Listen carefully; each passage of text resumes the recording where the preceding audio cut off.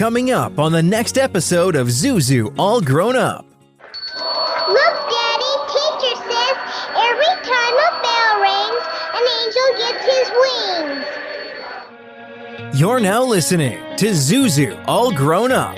She's been featured in more than 20 films from the early days of film and television. He is a psychotherapist and her loving husband. Together, they are on a mission to brighten your day and your life. It's a time to smile, a time to laugh, a time to expect more. It's time to get inspired with your hosts, Karolyn Grimes and Dr. Chris Brunell. It's time to meet Zuzu, all grown up. Do you believe that life is wonderful in principle, but for some reason just isn't so consistently in practice? Every life will have its ups and downs. But have you ever thought that if there were only more people around you encouraging, uplifting, and even inspiring you, then life would be more fulfilling? If only people like George and Mary Bailey were in your inner circle, then life could truly be wonderful all the time? If so, we've got good news for you, because you can find such people on this podcast and at zuzunetwork.com. This podcast is the vision of Karolyn Grimes, Zuzu, and Dr. Chris Brunell, illustrating how the timeless message of It's a Wonderful Life can be and is applied to our modern lives and situations. Indeed, when you take that message to heart, your life will become immeasurably more wonderful. Visit us at zuzunetwork.com and listen to this podcast series to learn more about how. Now sit back, relax, and get ready to enjoy another episode of Zuzu, All Grown Up.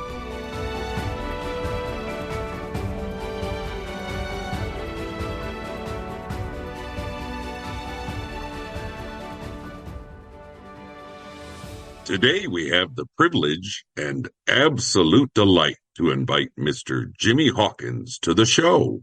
Jimmy Hawkins played alongside Karolyn in It's a Wonderful Life, playing the role of her slightly younger brother, Tommy Bailey. He's also an accomplished actor, having appeared in everything from The Donna Reed Show to Annie Oakley, and even in film with Elvis Presley.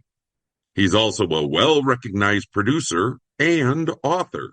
He's here today to talk about his illustrious career, as well as shared memories with Karolyn from the set of It's a Wonderful Life, on today's very special episode of Zuzu, All Grown Up.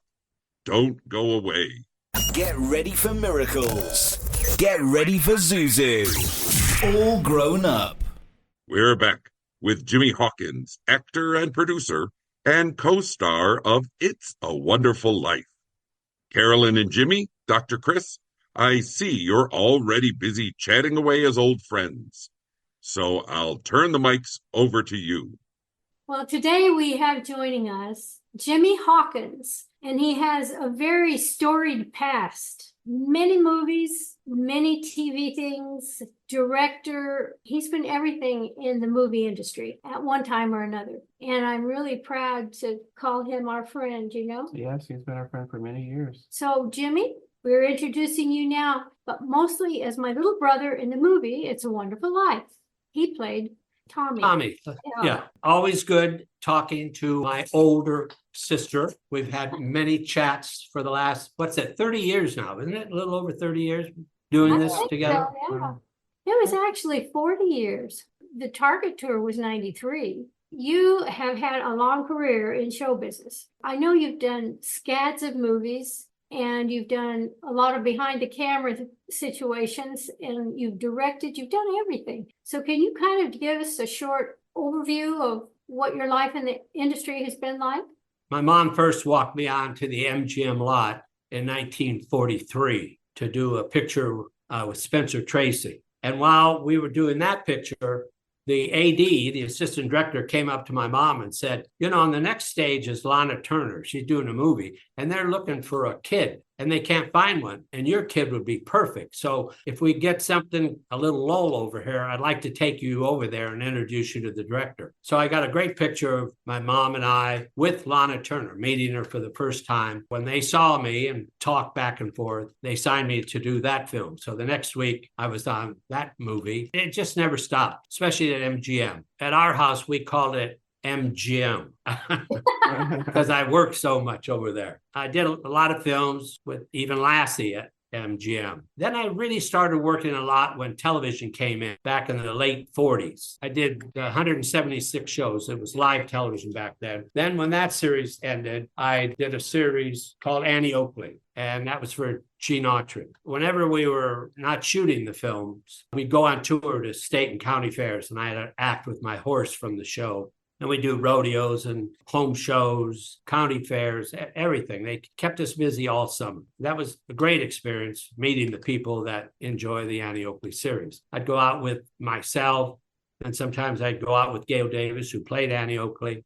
And then our boss, Gene Autry, I went out with him too for like 3-4 months at a time, the whole summer. We played town to town. Then I grew up. I got taller. My tag was 11 when he started. We were like over 16 when we stopped. The show went off. The Donna Reed show, there was a new series, and they needed a boyfriend for Shelley Fabre. They hired me for that. And 8 years later, I was still doing the show. Had a great relationship with Donna Reed. In fact, the very first show, we sat around a table to read the show.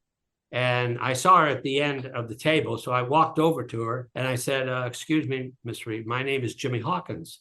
I played your son, Tommy Bailey, in It's a Wonderful Life. She said, oh, yes, they told me they signed you. Oh, it's so great. She said, you know, we had a nickname for you on the set. What did you call me? She said, oh, we used to call you Rip Van Winkle.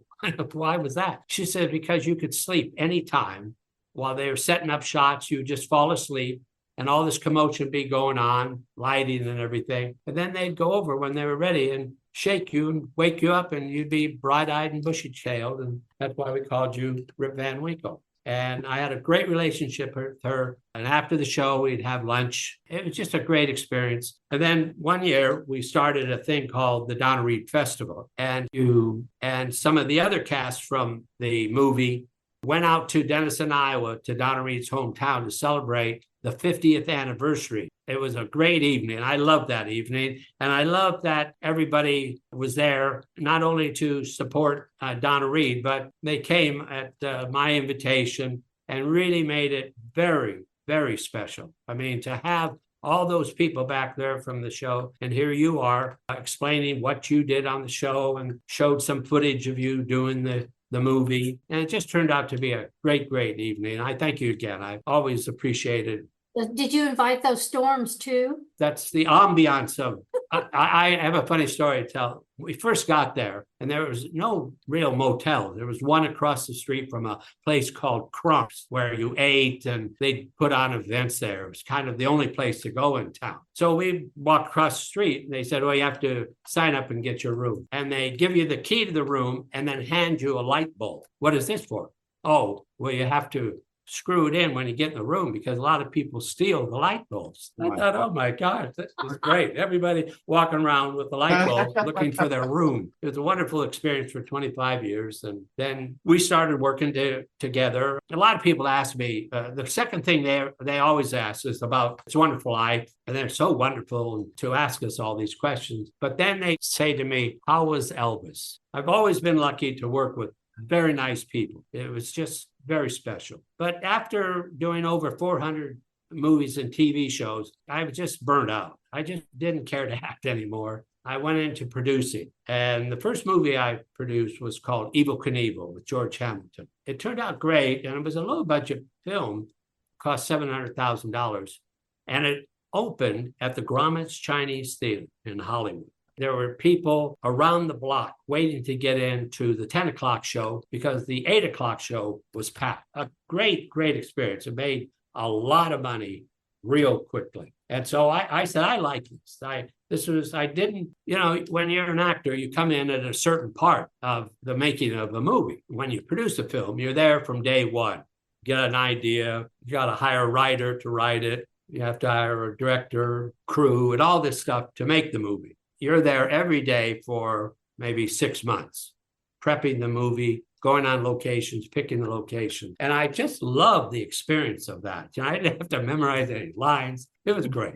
And the people were nice. George was a very nice person. It was a great experience. So I liked it. And then that's when I started optioning other projects. But all the projects that I've done, and we've talked about this in the past, were uplifting, positive movies. People have asked me, well, why do you do those kind of films? I do those kind of films, whether it's the Life of Mother Seton or the Satchel Paige story or the story of the first CNI dog or whatever I pick to do is uplifting and positive.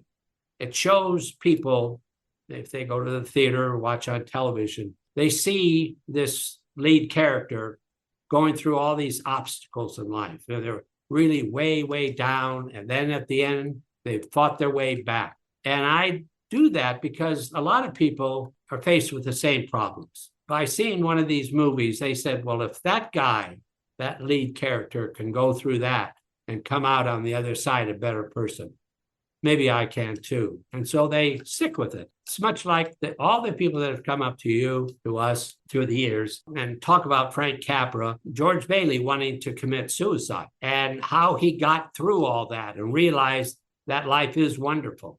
And that's what these movies I do, the same kind of things. People come up to you, I hear it all the time, and say, oh, I was down and I thought of committing suicide, but I saw the movie and it gave me hope that I can be a better person. And it may be down now, but tomorrow it's going to be better. I just think, and that's kind of the way Capra made his movies, about the common man dealing with life. So I think that's very important.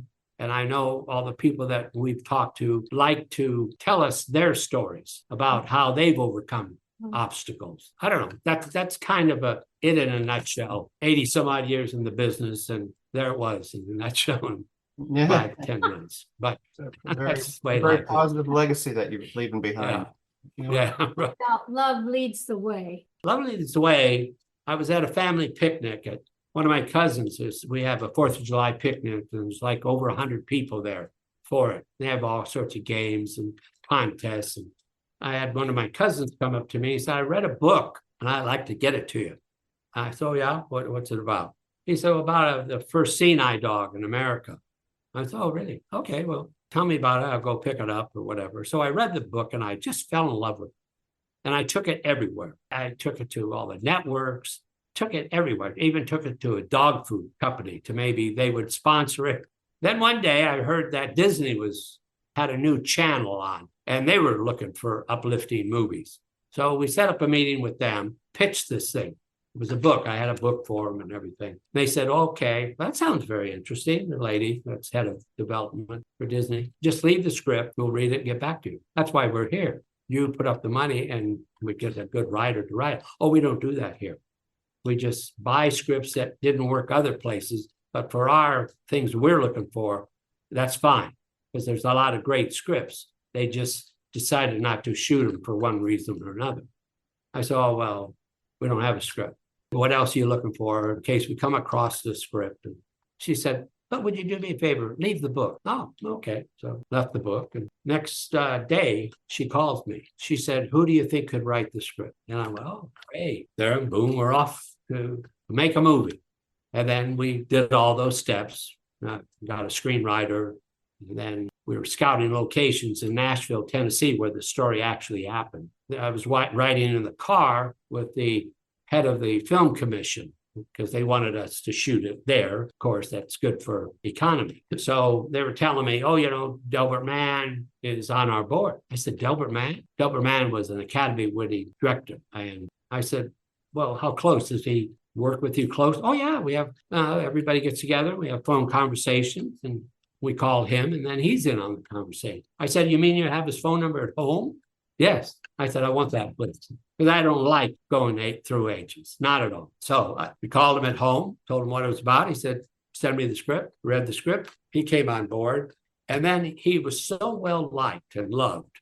There are certain people we wanted for the movie. One of them was Eva Marie Saint. Just because she loves him so much, she loved the movie. Fell in all the way like that. Ralph Bellamy. Ernest Borgnine was reunited with this director because together they both won the Oscar the year that movie came out, called Marty. And Ernie Borgnine played Marty and Delbert Mann directed it.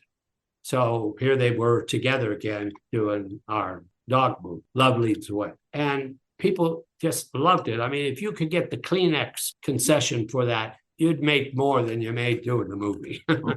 People loved it and was really into it. It just was a movie. I've never seen anybody play a blind man like he did.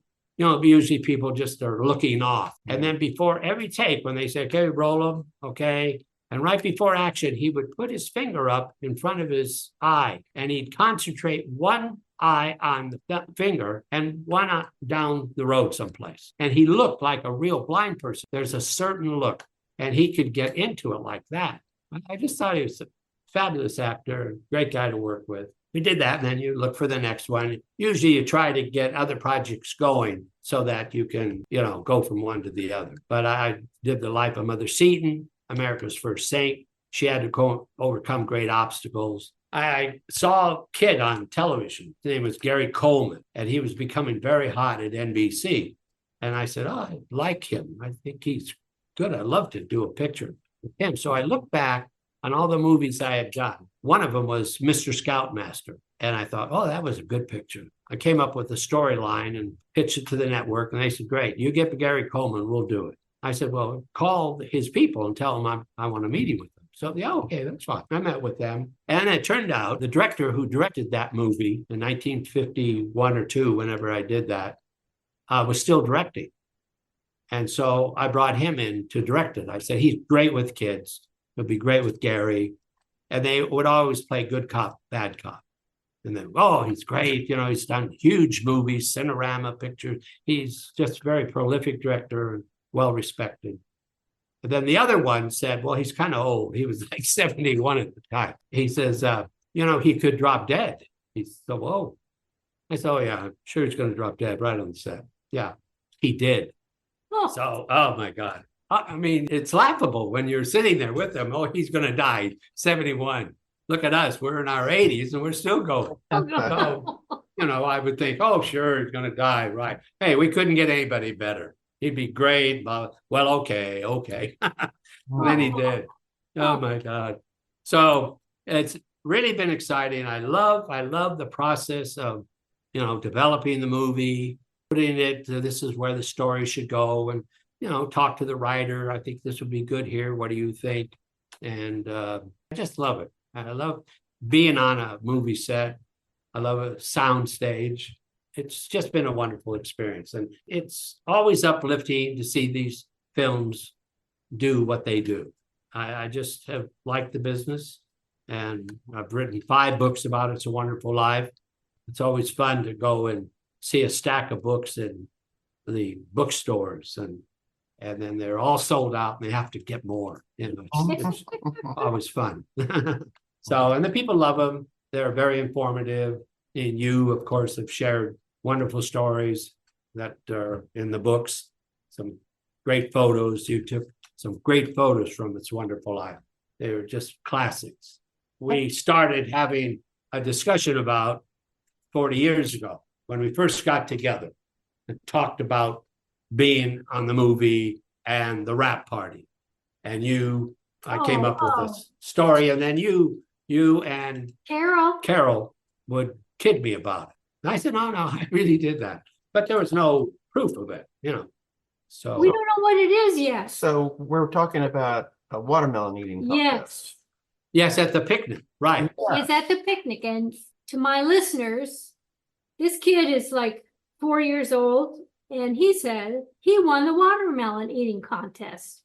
And I did. Carol and I both said, oh, good grief, that can't be. No way. Yeah, for 40 years I hear this.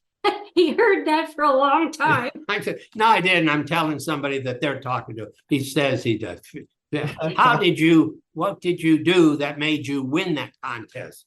How did you eat They don't know. Well, yeah, of course I won, but I had no proof. I kept telling you, girl, I won. No, you didn't. there, how did you win? I said, well, remember, everybody else would eat the watermelon and then they spit out the seeds. I never spit out. I just swallowed them and kept going. And that was it. So, but I had to hear it for all those years that, you didn't win. Mr. Wacko. Yeah. So something happened. All of a sudden, something happened. We were asked by the Motion Picture Academy to show the movie on the 70th anniversary in the big Academy Award Theater on Wilshire. And we went there, it was jam-packed, people waiting around the block hoping somebody wouldn't pick up their tickets. And it was a wonderful evening. But they said, we have a surprise for you kids. They always called us kids. Here's 80-year-old people walking. Oh, the kids are here. Oh, good. That's always fun there. So we look over. Oh, the kids are here. Where are they? They said, we have something to show you and the audience tonight. It's never, ever been seen before. We uncovered it and blah, blah, blah. Well, apparently, some crew member from It's a Wonderful Life, and there was over 300 people at this picnic out at Lake Malibu that had a great day. They had a great day planned. Baseball, three-legged races, and watermelon eating contest. So all of a sudden, up on the screen comes this Super 8 millimeter thing at the Academy Theater. It was like, 2 stories high, this huge 9 minutes of the picnic. And so we're watching it, and all of a sudden, we're at a watermelon eating contest. Whoever took the picture must have loved us kids. It's true. They kept coming back to us doing something. Now there are pictures panning all the kids that are eating the watermelon. All of a sudden, I stand up and I looked at you two girls. We were all sitting together in the academy. Well, speak up now. So there was living proof. We ate crow for a while. I still am. Yes. So, but it was very funny. And I always ate watermelon like that. And my mom would say, watermelon's going to grow in your stomach. Oh, no, it's not. No, it's not. No. Great stories that we have been able to share. Things that we've done that nobody could ever do. We rang the bell at the stock exchange. We appeared at the Empire State Building for Walgreens. And we went to Attica Prison one night, met with the inmates. Mm-hmm. They had seen the film. They had shown the film to them a week or two before we came in. Then the night came that we were there. Had all these inmates that wanted to meet us and talk about the film in the chapel. It was a wonderful evening. They were so bright. They all had their pads with their notes and everything on it to ask us questions. We both shared with them the answers to these questions they had, because there's not many people that can ask us something about It's a Wonderful Life that we didn't experience or didn't hear firsthand about it. So we've loved Frank Capra's message, and that's why we've gone out and met so many nice people, because we want to carry his message. We don't act like, oh, we're a big deal. We had so much to do, because we only worked on the film for 12 days. We got to go places and meet people all over the United States, from Portland to LA to New Jersey to Florida. I mean, they had us going everywhere all through that holiday. Target had a big party and brought a lot of their gifts to all the people at the motion picture home. And they had a big party, and every TV station in town were there to capture us with the people at the motion picture home. I mean, we just have experienced so much, and it's just been great to talk to the people about the movie. And of all the kids in Hollywood, they picked us. That's right. And I've always told people, wherever we go, that Capra was exceptionally lucky to have you.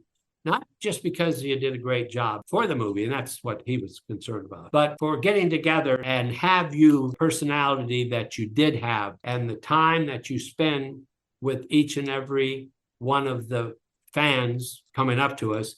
You just take your time with them. Not that I didn't, but you did went above and beyond. I mean, you make that little bell for each one, and line is packing up, and we're talking to inmates. Oh, how long do you have left? Oh, I'll be out 32 years. 32 years. Oh my my God.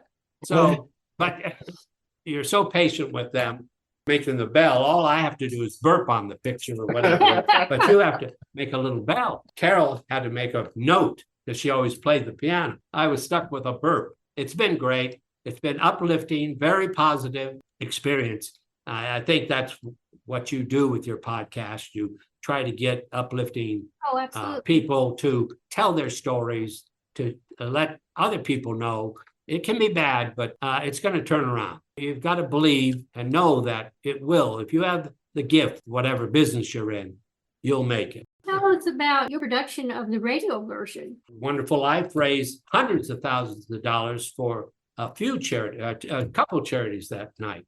Pediatric AIDS and PBS for all their viewers to dedicate their monies to what PBS is all about. We invited you and you came and it was incredible because here the people are from the movie and they're about to see the radio version.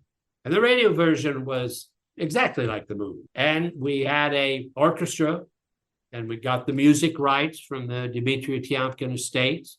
They gave it to us. They didn't charge us or anything. I'd had dinner with Dimitri Tiomkin's wife. She just liked what we were doing. And she said, anytime you want it, it's yours. Don't worry about it. We want the music like it was in the movie. I said, oh, we appreciate it so much. And that evening, all these great stars got together to do this charitable fundraiser. And they were there all day rehearsing, couple run-throughs, and then it came on live. Things happen, and I like that because one of the actors dropped the script during the performance, and then somebody had to come to the rescue, but Sally Field was there, and Nathan Lane played Clarence.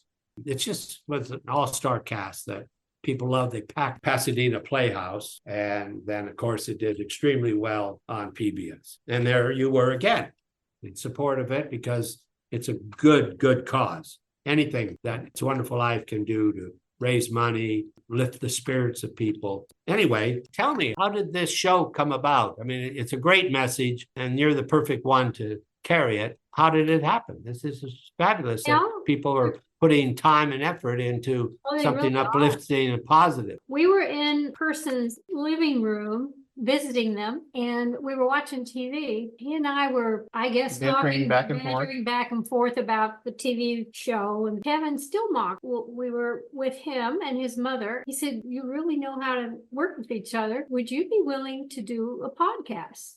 So we thought about it for a while, and we asked him kind of how it would go. It's about good things, and we only talk about helping others in the world. We only interview people who have done something, who are with a charity, or who have had a situation where they're still continuing to give of themselves or a charity of some kind. And it's all about giving and making the world a better place. That's what we've been doing. Working out pretty good. We like it. Yeah. Like it a lot. And you are a great addition to Yes, you are. to our show. Well, that's nice. My gosh, you've worked with everybody. Yeah. And you've done everything valuable. Mm-hmm. There's all room for all kinds of stuff. People say, oh, they made this awful movie. Well, there's room. You don't have to go see it, And a lot of good uplifting pictures. I said, well, did you see so-and-so? Oh, no. I said, well, that's why they don't make those movies, because you don't go to see them. So they just think, oh, this is the one that everybody went to last weekend, so let's make a lot of those. But you got to support them when they do. There's room for a lot of things now. Different channels. You were able to start coming to the It's a Wonderful Life Festival in Seneca Falls after a while. And once you got there, it's like, oh, yeah, this is it. Because of the people working there and the town, it's contagious. You just like to go there and meet the people. And then there's a nice place where people from the movie have gathered, whether, they touched somebody who was in the movie, the son of, the daughter of. People are interested in talking to, and now we're the last three standing. And Carol, because of some health issues, she hasn't been able to come lately, but she was there, boy, for you for 10 years or so, maybe more. That was great. I mean, the people actually get to see the people who were there. Right. That they just seem to marvel at that. Oh my God. People say, are you still alive? Made it in the year of the flood or something. There is that. Well, the bells are nice too, to put on the bridge for someone that you Oh, yeah, that's why I'm saying there's so many little touches that people can remind. Maybe they lost somebody that year. So they buy the bell, and they have a ceremony, and they put up the bells. And now there's thousands and thousands of bells all over that bridge of people sharing, people that have received their wings. Yes. Larry Sims. Larry had one of the greatest lines I ever heard from all the places we've gone through the years. And he was very quiet. It was very difficult to get him to go with us in Target stores. But once he got there, I think he started enjoying it. And at the time, he had never seen the movie. That was really something, because we've all seen it. But then the people, different radio, TV stations we went to, they could ask, well, what did you do? He said, I never saw the movie. And that made for great conversation. So he played Petey, right?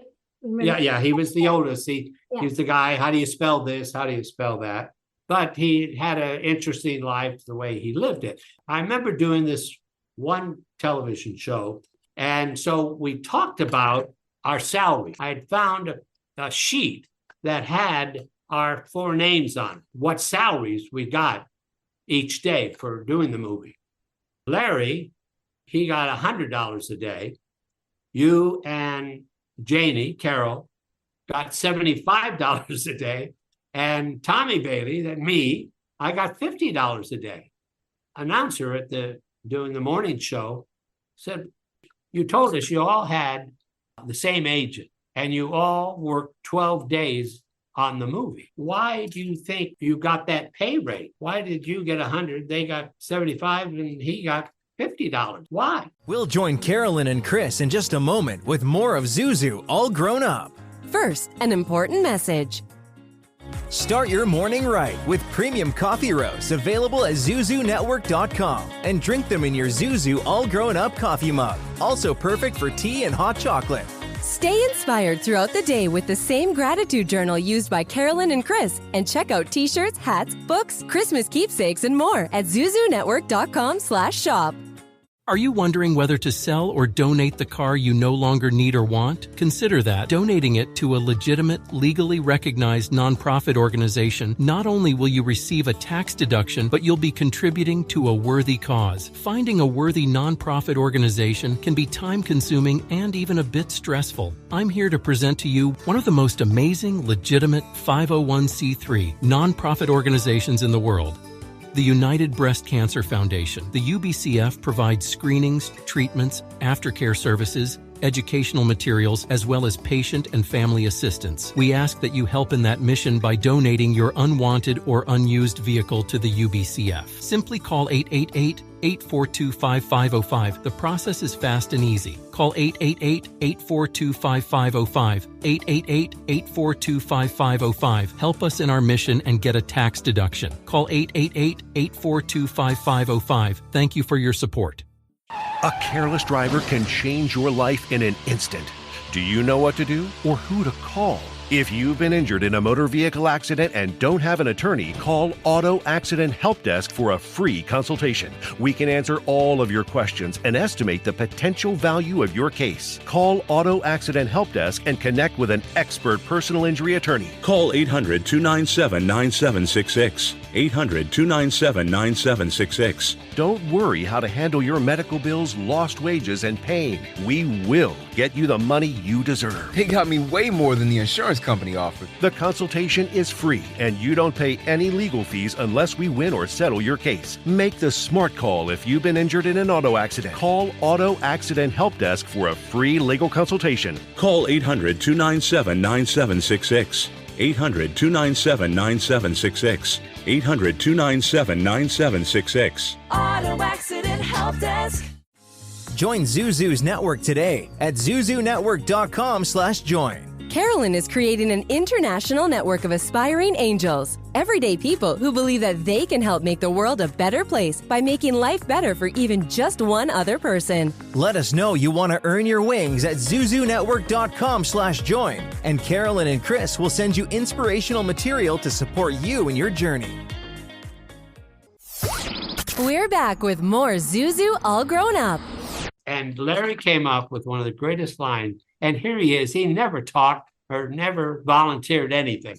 And he said, well, they must have paid us by the pound. It was a great line, one of the funniest. And you got to remember where it came from. You spent many, many years taking care of your mother, and she finally got her wings, but you never put her in a home or you kept her in your home and took care of her personally. What did you learn from that experience? What I didn't want is I prayed to God. I said, look, I want a couple things. I don't want money. I don't want a car or anything. She wants to die in her own bed. I want to be holding her hands and taking her from this world to let her go to the next one. I don't want to walk around for the next 8 months depressed and all down on it. I was sitting in the room with her. All of a sudden, I got up. There's no reason to get up. She was laying in the bed like she had so long. And I walked around the bed and I took her hand, and then she kind of talked to me, and I'd say something to her. It was like she could really hear. She was having trouble. She was 6 days away from 100 years old. So I held her hand and she talked, and we talked back and forth.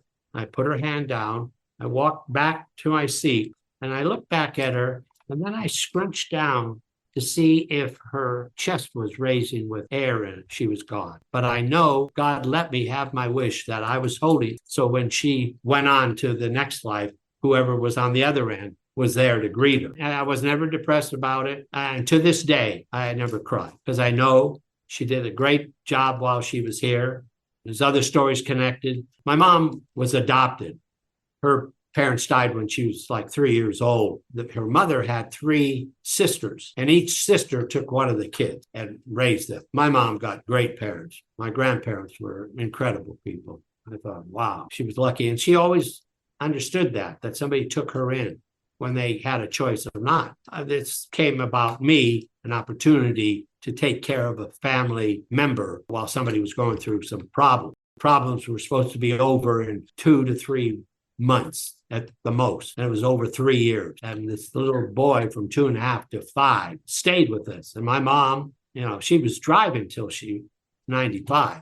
And she was 80 something at the time. She made meals for him, would ask, what do you want tonight? Oh, I want this. And she never moaned, or she was lucky to be doing this. She was very lucky to have a parent like that. Grateful, understanding a little boy, 2.5 years of age comes into your life. I was 56, 58 at the time. And I had always stayed away from anything like that, any responsibility. I just didn't think I could cope with it. How to be. If they said, what is the greatest memory you have in your life? And I'd say, raising that little boy for 3 years. Nothing can compare with it. I see people and I go, why don't they show pictures of it? It's such a great thing to have. I mean, look at how many children you have. And it's just great. I've talked to people. I say, well, you should have a child. I say, you think it's bad, but it's not bad. And they look at me, yeah, sure. I was lucky, very lucky. It was nothing to have that. She was never a problem. She got dementia and Alzheimer's, and to see a parent go through that, somebody that was so take charge and take you to the studio and like that, and then they're just like a little baby themselves now. When that part of my life was over, that's when I called you and I said, am I still invited? Let's do Santa Claus. That's something when they have that Zuzu breakfast, talk all about you coming to this little town, and the story about you getting to the town, somebody telling you, oh, you should go there, I'll call them. And you're at this town at the little Clarence's ice cream parlor, writing autographs. And now, 21, almost 22 later, the town has this huge festival. People come from all over the world to meet with us, and or there has been for 10, 12 years, I guess, museum. And we've given stuff about us to the museum. And people seem to enjoy it.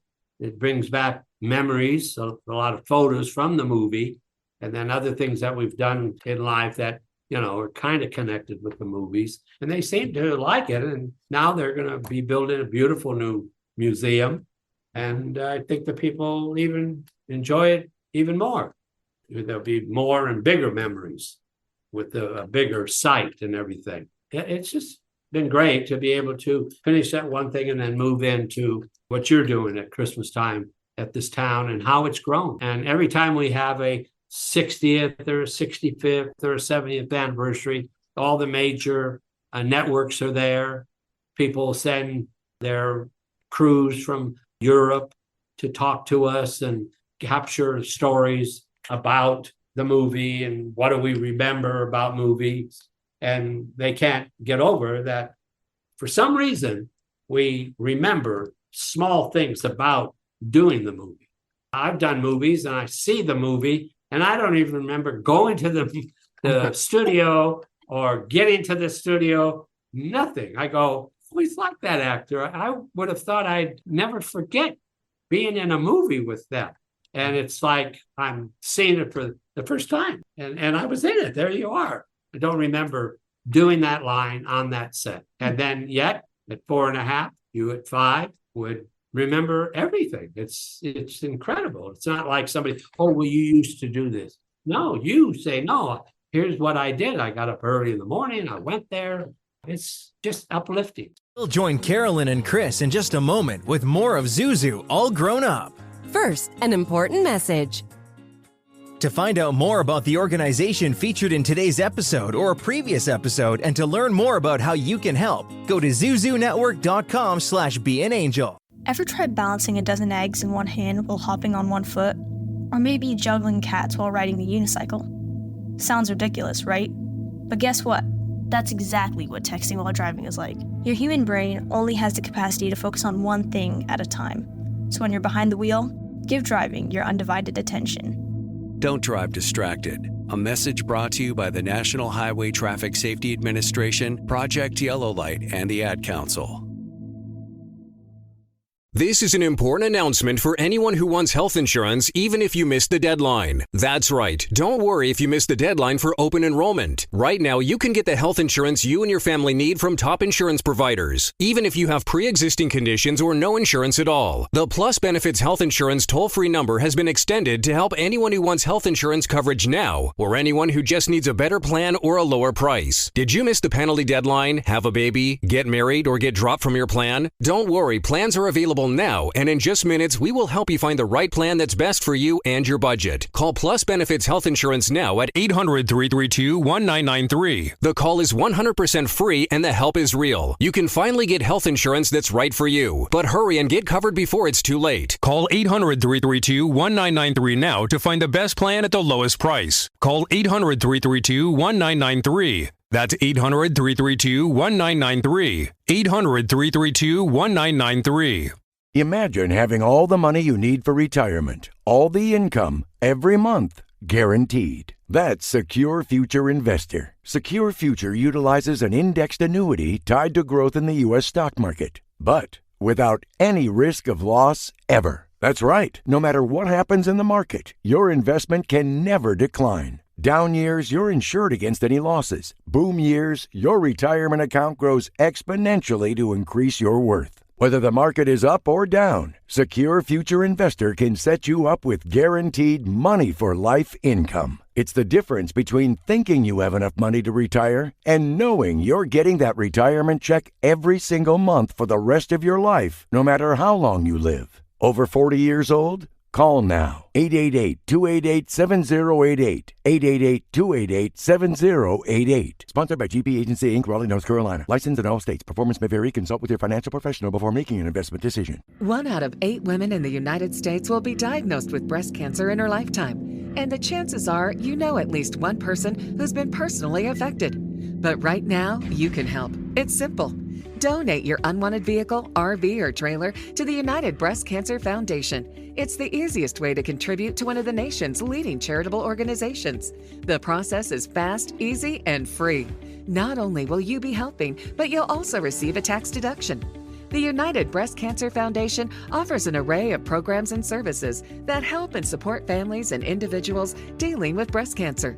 But we can't do it alone. We need your help. Simply give us a call to get started, and we'll schedule a pickup date that is convenient for you. If you have any questions you would like answered before initiating the donation process, please feel free to call us toll-free at 800-324-6218. That's 800-324-6218. 800-324-6218. Zuzu's book club features recommendations from Zuzu herself on books she loves and thinks you will love also. All of the books that the club reads, fiction and nonfiction, are inspirational and uplifting. Folks, this is a life-enhancing club to be part of. You can sign up for free at zuzunetwork.com/book club. That's zuzunetwork.com/book club. Watch a video clip of today's episode at www.instagram.com/Zuzu, all grown up. That's www.instagram.com/Zuzu, all grown up. Then click on the Reels tab from the top of the center of the page. Don't forget to follow us on Instagram at www.instagram.com/Zuzu, all grown up. That's www.instagram.com/Zuzu, all grown up. Catch up on past episodes and discover currently premiering and upcoming episodes as well, and get helpful links and exclusive clips from our recordings. That's www.instagram.com/Zuzu, all grown up. This is Zuzu, all grown up.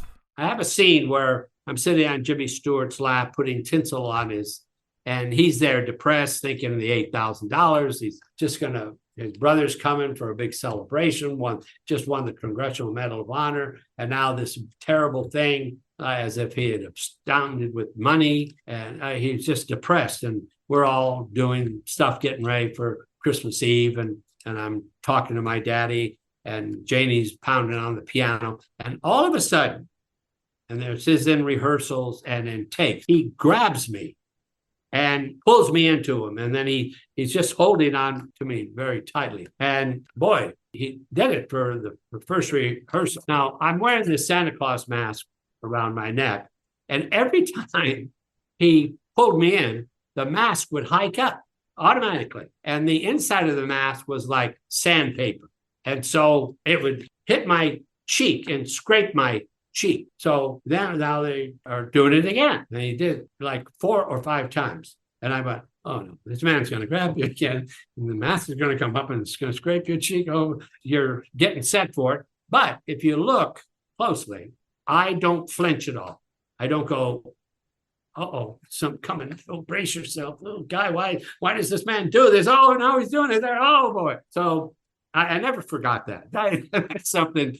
I don't care if you're 2, you'd probably remember it. But that was very interesting to do that scene. I remember Eva Marie saying, that reminds me, because you think of things, a movie, I Can't Flinch, or whatever. She did a movie called North by Northwest, Cary Grant. And there's a scene inside Mount Rushmore, like where everybody ate or something. Somebody comes in and shoots somebody. Cary Grant with other man, they're doing a scene together. Eva says, I'm doing personal appearances or something, or talking about my career. And these fans came up and told me this story. And like I knew it happened. And I'd never heard it before, never noticed it before. So when that scene is going on and the guy pulls the gun, they told her, look in the background, Eva.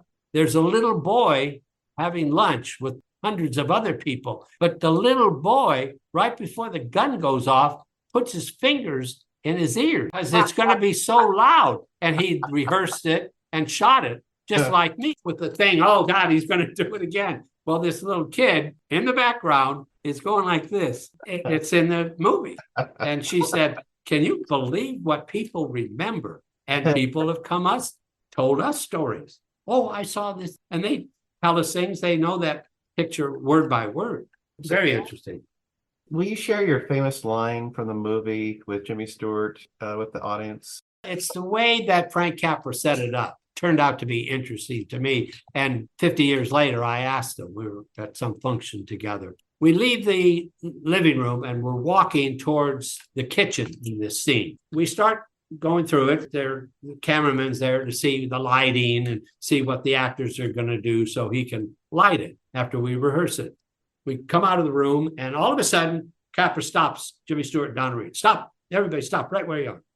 And then he came over to me and he squatted down. He said, see where you are right now? Yes. I want you to pull on this man's coattail. Say, excuse me. Right here. We're going to be going. So when we get here, and I looked at the carpet and I remember. You remember where you are? Yes, sir. Okay. Okay. Dude, say, excuse me. Pull on this thing. All right, everybody, let's go again. So we start going. He said, everybody stop again. And then he tells me again, see where you are now? And he explained everything. Yes. Okay. When you get here, pull on the thing, say, excuse me again. Got that? Yeah. And there's one more at the door. We rehearsed it and they came back, and now it's lighting. Now we're coming through. And we took it about 3 or 4 times, saying, excuse me. No, you're good. No, good. Now, we did it one time. I was like a beat off. But Larry Sims was so good of an actor. I just burped, just waited 1 second too long to say the line. And he picked right up. So it didn't go, oh, something happened, but they kept it in. I didn't say, excuse me, the second time, right on time. Said it a little later. Then the last word. And then all of a sudden, they said, okay, cut. And I went, oh, they're going to have to do it again because I screwed it up. And isn't that funny? You can know what's going through that little kid's head when that scene's going by. I go, he was thinking, uh-oh, I should have said, excuse me. Oh, shoot. Isn't that funny? I'm 4 years old, you know, right? That kid is thinking this. He said, okay, cut, credit. I screwed up. Didn't he see that? So 50 years later, I asked him this question. What was the most difficult scene to direct in the whole movie?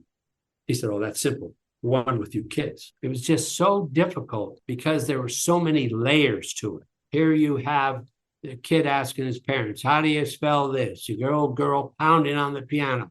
Got you, excuse me, I burped. And you got Jimmy Stewart thinking, this is awful. This is going to be bad for my brother. And it just had so many layers to it that you could laugh at the scene and not with it if it isn't played correct. And if you see that today, that whole scene just came off like a real family would be in that situation. And I said, well, yeah, but, you know, I didn't say one of the excuse me lines right exactly on time. Why did you not take it over? He said, because it seemed that. So questions that a little kid at 4.5 has from a man 50, 60 years later. Why did you print that? What was the most difficult? Why would a little kid even ask a question like that? Why'd you print it? But that's what I did. I looked at him and they cut. Okay, that's it. You could relay one message to the audience and to the fans of the film. What would that be?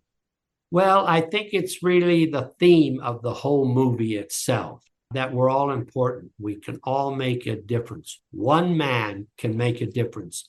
And you don't even know you did it. You may have only been put on earth to be at that signal to when that person drove through the intersection, looked over, and you smiled or something.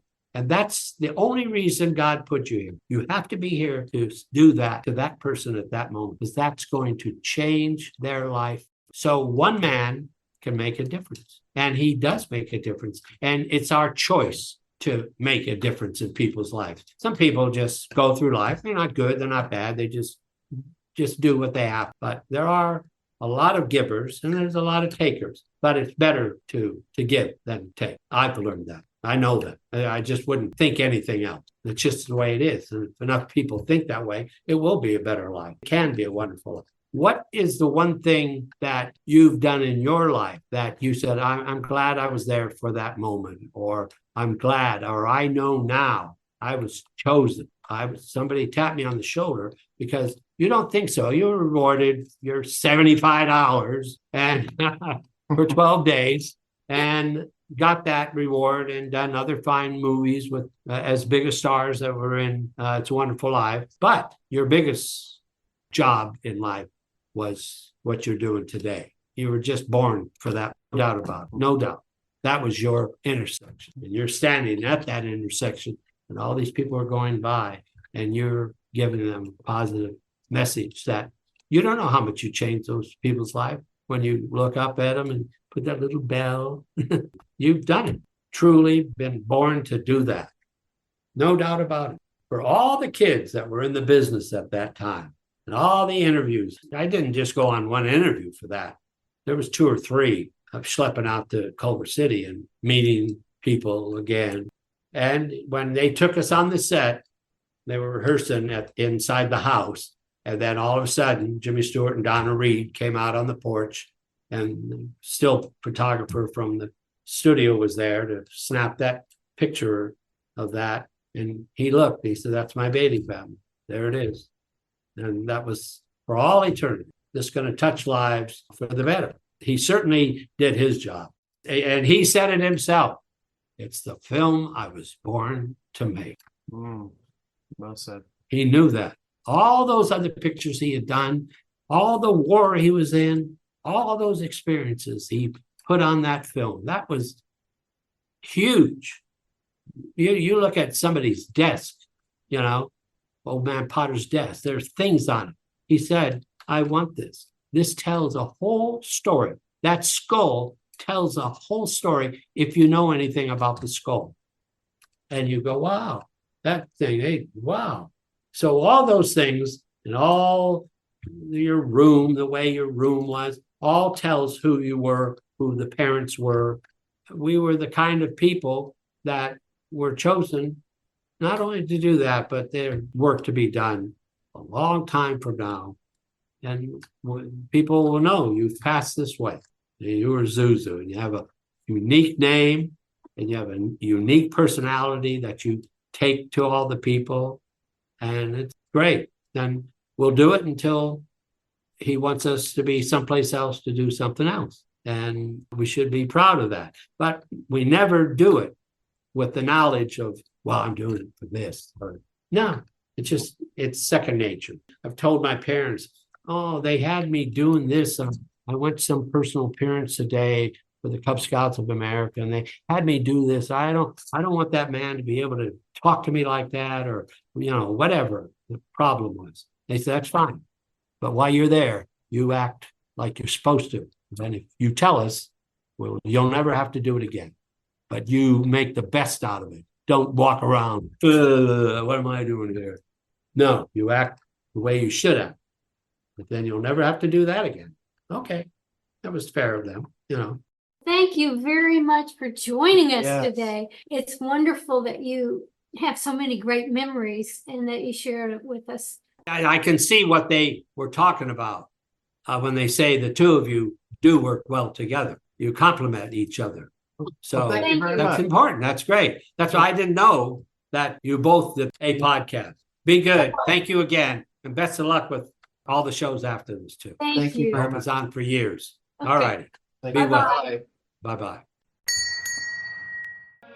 Do you know someone who is earning their wings? Someone practicing kindness and service to others? Perhaps an organization or initiative helping make the world we live in a kinder, sweeter place. Or maybe you've witnessed the miraculous, the divine, the magnificent in some way in your life, and you'd like to share it with others. Go to zuzunetwork.com/tellmystory and let us know more. You may end up being featured on an upcoming episode of Zuzu All Grown Up. That's zuzunetwork.com/tellmystory.